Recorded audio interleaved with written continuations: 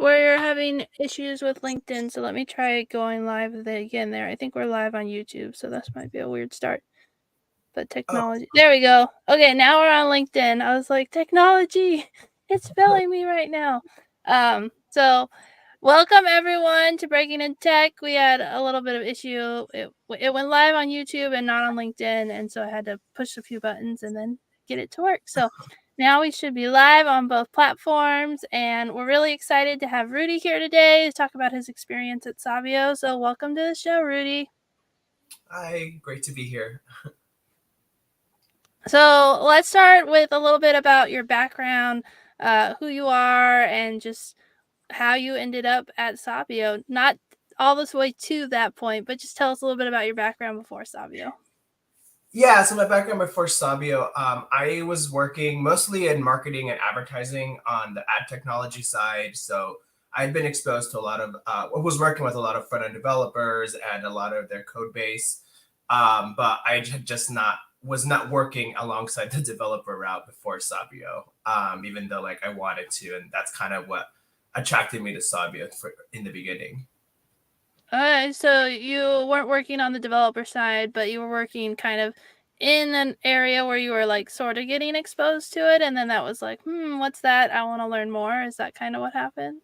Yeah, so I've been interested in coding and just overall like development, software development, like since college. And I think kind of when I came about like, oh, this is kind of the route that I want to go in, I was already a junior. So I had already like went well into my econ major, and just restarting everything did not seem that attractive. So I was like, okay, like let's just finish this and then we'll see what comes after.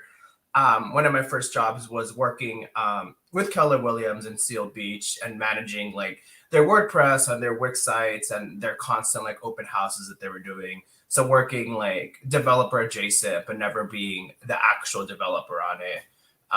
And then from there, also like transitioning, like working for Tribune or Trunk as they did their rebrand, specifically at the LA Times office, and working on their ad technology platform for them. Again, working alongside developers, but never actually being the developer. That's a really cool background because it kind of gives you like a different side, of the developer process that, if you're straight on the coding side, you might not get to see. So that's kind of gives you a new, unique perspective. And so you mentioned something about like that's what drew me to Sabio. So what was the thing that drew you to start looking into Sabio and that? It was actually met Liliana at like a networking event. I forgot specifically what it was for, but it was somewhere in Pasadena. I was at that time I was working also as like a freelance like social media manager. So I would go to a lot of networking events and exchange information and do presentations for or represent different clients. And I was there for that specific reason. And I think Liliana had was doing a presentation on Sabio, and it was really that attracted to me. It was something along the lines of it was working kind of like with my work schedule. Like they offered like a free like 1 month like boot camp type of thing where it was after work and you can kind of get your feet wet. If it's for you, you go through with the program. If you don't, then like they just paid for a month of your of your JavaScript training type of thing. So I actually didn't pick them up on that offer at the very beginning. I was kind of just like following them on socials and kind of keeping up online. And it wasn't until I think almost like not a full year later, but within a year, I was at the LA Times and I was kind of looking at my job perspectives from there. I was like, okay, like I can move up one level and then that's about it because the LA office just didn't have a lot of flexibility on the ad tech side. And that's kind of what I was in. So I got lucky that they posted something on like Twitter and they're like, oh, like for the first time ever, we have like a downtown LA like training. And it was actually like a 15-minute walk from the office. So that was the biggest thing that had attracted to me. I was in the right place at the right time. They were offering, I think that was the only year that they did the downtown LA like location where they were doing that free training. So I was lucky that I jumped on board at the very, very beginning. And yeah, I mean, from there, I just decided to like go through with the program after that. So you were interested when you met Liliana at the then you kind of were like, it took you a little bit of time because you were like, I don't know if I want to do this, but it was still in the Yeah. back of your mind. And then you're following them on social media, and it kind of was like the perfect storm. Like, it's right by my work, it's free, and I still kind of am interested in doing it. And so that was like what pushed you over the edge to actually take the leap. Yeah, I kind of looked at my current career and I was like, I don't think this is gonna go a lot much further than where I'm at now. Maybe just like a slight pay bump and like in addition to like removing associate to like lead. That's about it that they were offering.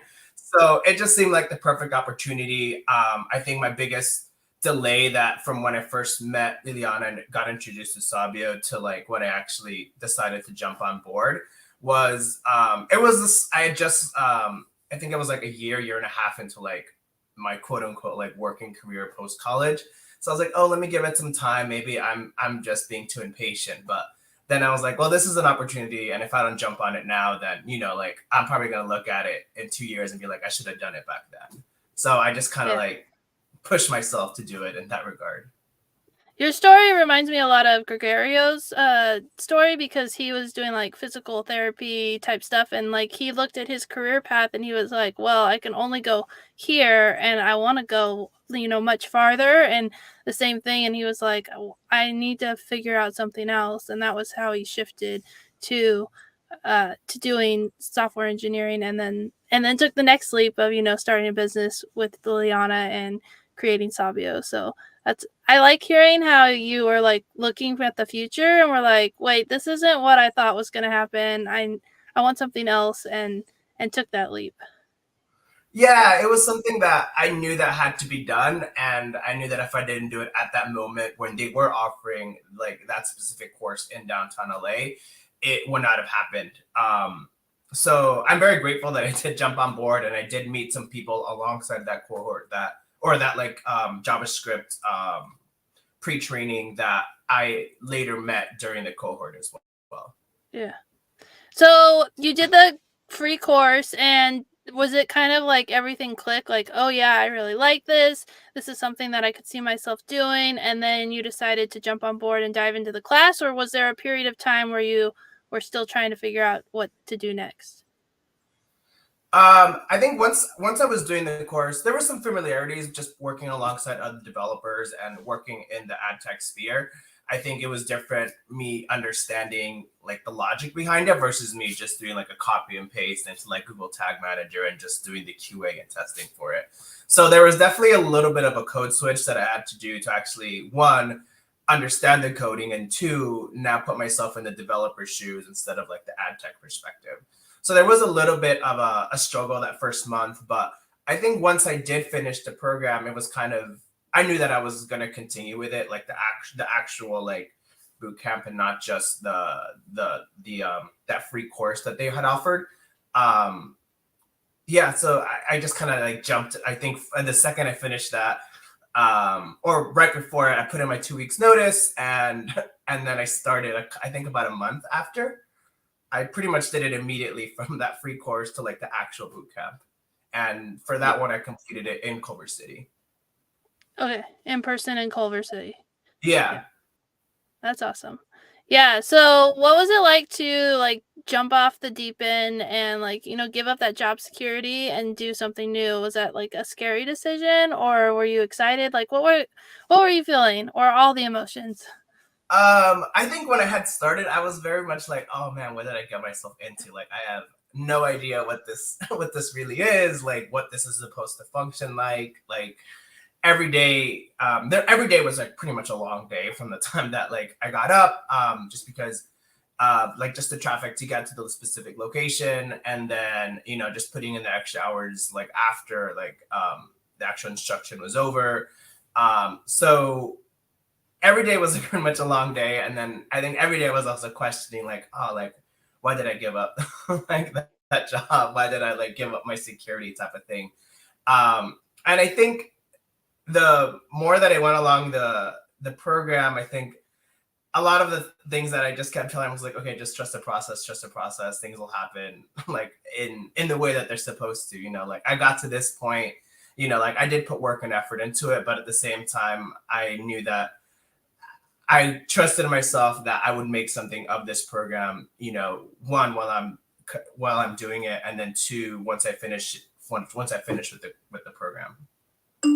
Yeah, that makes a lot of sense. It's kind of like you were focused on the end goal, trusting in the process, and knowing that you Yeah. could do it.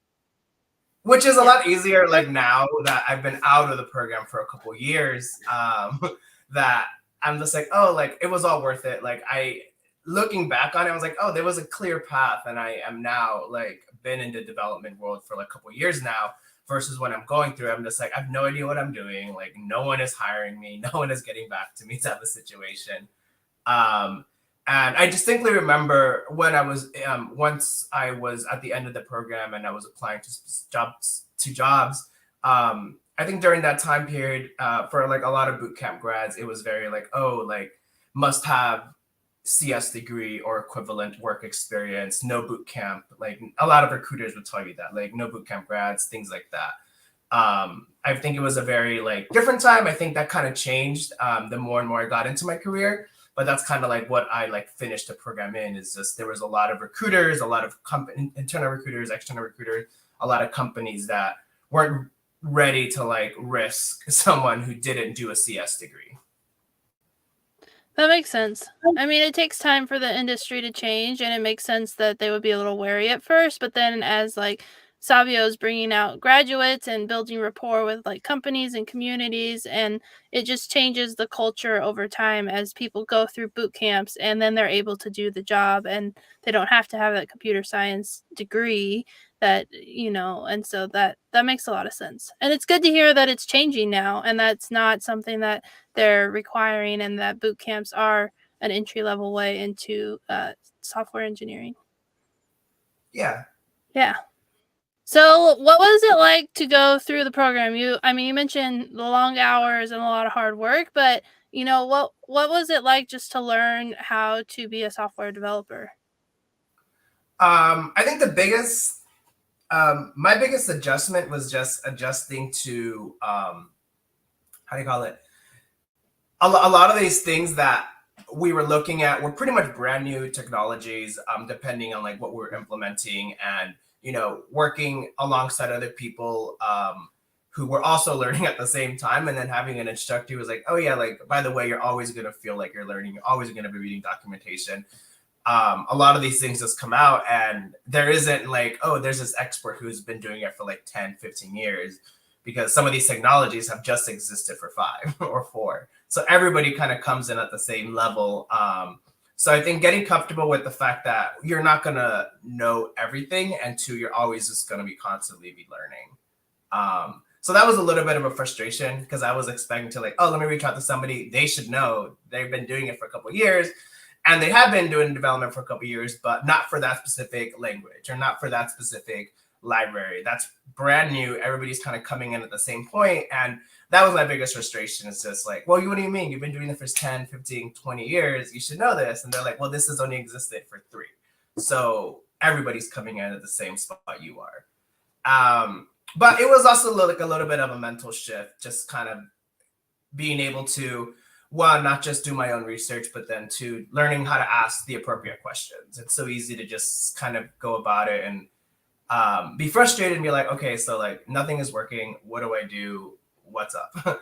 Versus saying like, okay, this specific component is returning this specific error. How can I research this, or how can I ask a specific question to know what is the issue, what's not talking to what component correctly, and how do I fix it?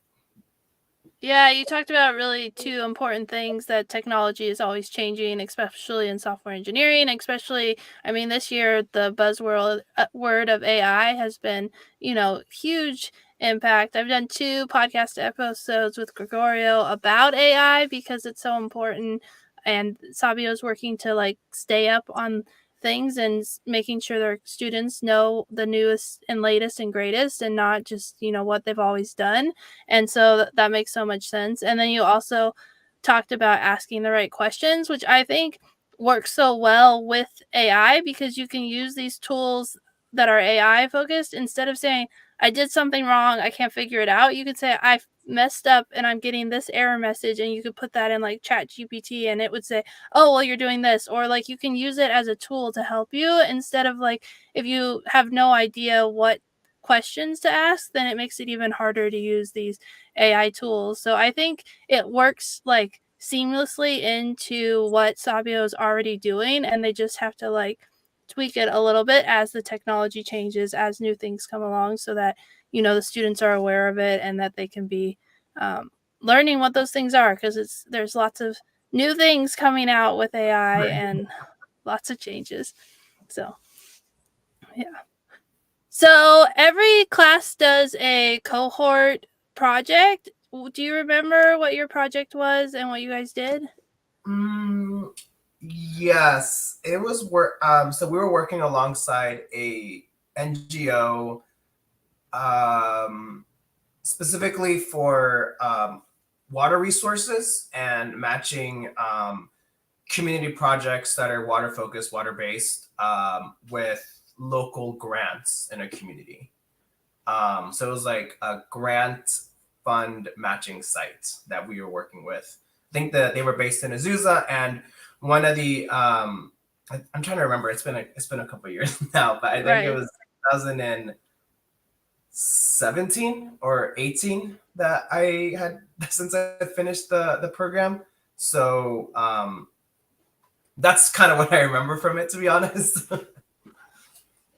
And do you remember, like, as you were doing it, like, how did it help you, doing an actual project, working with a company, being on a team, you know, working on actually creating something instead of just, like learning, to code by doing their various projects? So, like, how did that help you not only as like becoming a software engineer, but like when it was time to start getting a job? I think just the format was exactly like a workplace format. Even going to like my jobs to this day, even the one I'm in now, was exactly like this. You have a your daily stand-ups, your scrum meetings, your ticket backlog organization, cleanups, sprint planning, your project manager dealing with the designers and any external stakeholders, and then us the developers going one, like completing tickets in a specific sprint, work on specific features, and then also being able to once you're more and more comfortable, being able to assign like work hours or work effort to a specific feature, which that like that, just going along that entire process is exactly like how like work is and what I've been doing for the past couple of years. So that format is something that I don't think I've ever seen go away. Maybe it's changed like a couple stakeholders here or there, or a couple positions here or there, but it's pretty much the exact same thing that I've been doing for 5 years.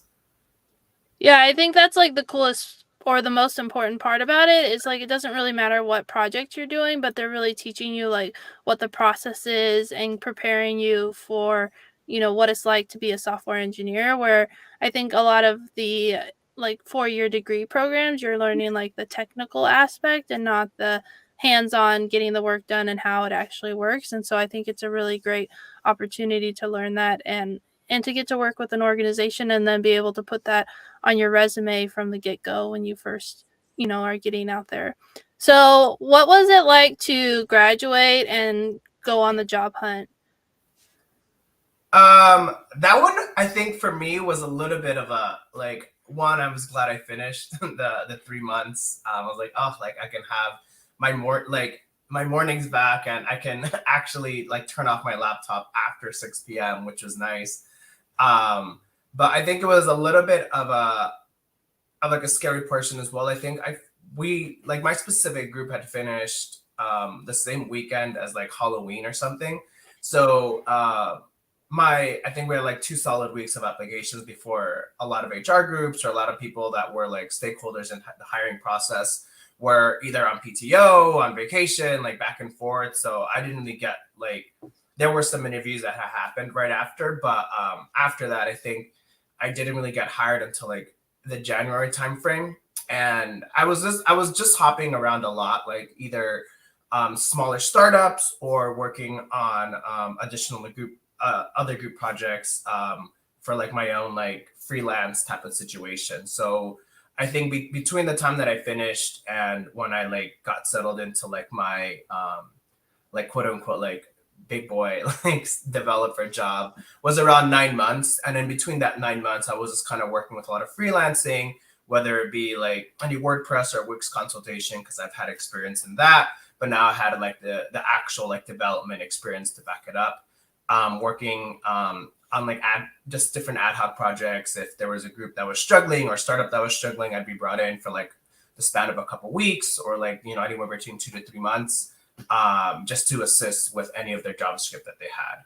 So I think it wasn't the smoothest transition, like in terms of like, oh, like I finished and then I got my job. It was just, I was doing a lot of freelance stuff just to kind of make sure that one, I wasn't losing everything that I just learned the past like 3-4 months. But then also I knew that at that time there was, you know, I was struggling to like get an actual interview, get an actual thing. So I was just beefing up my resume at that point, which in the end, I think ended up helping me, not hurting me, when I got my first job, just because I don't think any of the technologies that I learned or I worked with at Sabio were at my first job. I specifically worked on the Node cohort. I don't know how it's divided up now, but back then it was .NET and Node.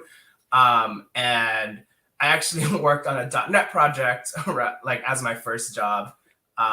And there was a brief like iOS stint that I was also with them. So I think the biggest like resource that I did have was just that period where I was freelancing and I was having to pick things up really quickly because that's just the nature that I was working in. And so when I did get my first like big break, I didn't really struggle to onboard because I was used to constantly having to learn to pick things up quickly. Yeah, and it sounds like that goes back to your background, like before Sabio, because you were doing like freelance work then and, you know, different contracts and stuff. So it was kind of something that you were familiar with, but in a new scope. And then it helped you find a job and, you know, pay the bills while you were in the job hunt. So that sounds like a great way to go. So was there anything in the interviews that really you felt like you learned from doing different interviews, or that, you know, helped you in getting your job? Yeah, so I think towards the end of the program, we had like, I think our last week, 2 weeks, we had like mock interviews with each other. So just being like doing mock interview with other people that are kind of in the same boat as you, and we were all going off and doing our own interviews. So we'd kind of like pool our resources together with common questions that we kind of saw and ask each other. So that specifically did help. It kind of helped me diversify like my the way that I answer things and being able to prepare for things that maybe I don't know or maybe I'm not sure of, but answering it in a way that's like, yeah, I don't know that, but I can get back to you and I'm a quick learner. So I can easily turn my I don't know into like, oh, these are the resources that I do have and this is how I can answer it. I love that. That's really good. So, besides like the time it took you to get a job, were there any other challenges in the job hunt process that you faced? Let's see. I think I was able to I think my biggest like I guess hurdle was a lot of times like, oh, like one, where did you go to school and what was your major? I was like, oh, well, I majored in econ. And they're like, oh, and now you're a developer. Like, how did you come about this path, I guess? And I really only had one development experience in my entire resume, and that was the project that I worked with Sabio. They're like, oh, it seems like you only have like really 1 year max, if you're going to count that as a year of experience. And then they kind of pry a little bit, and then I would just sometimes be upfront like, yeah, like I did finish a boot camp, and then they're like, oh, okay, well we're not looking for boot camp grads at the moment, type of situation. So sometimes that was a big obstacle, just telling them where I got my experience from. But I think in the end, me doing a lot of like freelance projects, just going off to like different meetups or trying to like network with people who are in the industry and getting leads that way was the way that I kind of overcame that. That makes sense. And like you said, the climate and the atmosphere has kind of changed away from that kind of, I guess I would say, Yeah. discrimination against. So that's good to hear. So that's awesome. And it's interesting to see the challenges that you face. It's only been a few years, but the whole industry has changed a lot, and so that's pretty cool. So because you graduated a few years ago, what has it been like since like your first job to like today? Have you had, I mean, COVID happened, like lots of things happened between 2017, 2018, and 2023, and it's almost 2024. I don't know how that's possible. So, like, what has your experience as a developer been like over the years? Let's see. I think my biggest thing that I still think is true to this day is that like I'm always going into a job like not knowing exactly what it is that we're working on or like the technologies that we're using. I think I've gotten a lot better at handling that unknown and that uncertainty and the fact that you're gonna go in with and you're not gonna be the best and you're gonna struggle the first like couple of weeks, but I think the more that I've changed positions, the more that I've been comfortable with that unknown and being able to like move on from that and gain my footing in the company. I love that. Do you have any advice for anyone who's considering a career in software engineering? Yeah. Oh my God. I think it's just being comfortable with a lot of uncertainty, not just in terms of what you're going to be like coding in or the languages or like the tools slash technologies, but I think right now it's a very interesting time to be a developer with all the headlines and all the cuts and things like that. Um, so being able to navigate that, but then also accepting that you're just always going to be constantly learning, like whether it's on the job or whether you do it like on your own time, you're always going to have this period where you're just like, okay, like I do know this. I thought I knew this, but now you joined a new group and they use it completely differently, or they prefer another method versus the method that you're used to. And I think like that was my biggest takeaway is just like I don't really think there's like a specific wrong way to code or to do something. It's just every group, every team has their own standards. So you really have to one be able to adapt to whatever they're offering, and two being able to just to learn the new way that you have to do things. Yeah, that's a common theme that's come out of all the interviews is like how important it is to continually learn, to know that things are going to change, that people do things differently, and that it's not like I check the box, I'm there. It's I have to keep learning how to do new things. New things come up, and how do I integrate that into what I already know? So that makes a lot of sense. So Yeah, just endless milestones. yeah. So, thank you so much for your time and for sharing about your experience at Sabio. I really appreciate this interview. So, thank you for everything that you've told us. I really appreciate it. Yeah, of course. Thank you for having me.